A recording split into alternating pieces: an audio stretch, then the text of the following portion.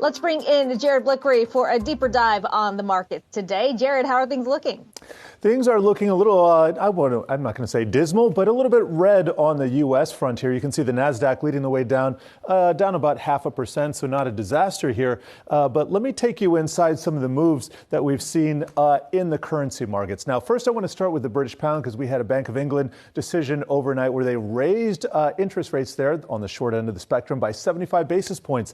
Sound familiar? That's what the Fed did yesterday. But what's different is that the Bank of England signaling that they're pretty much done, and that markets had anticipated them continuing to raise rates. However, that was a mistake on part of market participants, and so their currency is actually losing value with respect to the U.S. dollar. Is down 1.5%. Might be a little bit hard to see this chart here. This is a 3-month chart of the British pound versus U.S. dollar, and we can draw this trend line here. It is broken down, so it is racing back down towards parity with the U.S. dollar. Now, this gives a little bit of breathing room, perhaps, to the U.K. people. However, you got to imagine that inflation going to rear its ugly head once again. They are in a worse situation by the U.S. with recession. They're considered pretty much imminent if they're not in it already.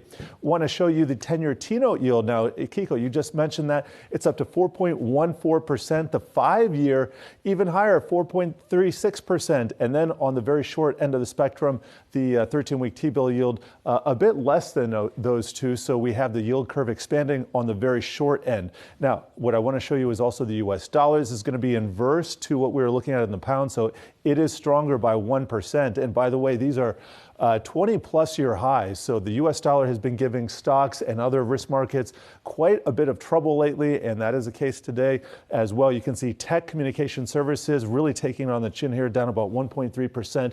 Energy in the green today, but look at over the last 2 days. We can see the mega cap sectors, these three down here, down 3, 4, almost 5%, and that's really reflected in the Nasdaq 100. This is again over 2 days. Apple down 6.5%, Amazon a little bit less, Meta down 5%, so is Alphabet. Just show you what's happening today, a little bit better picture, but looking at some losses here, guys.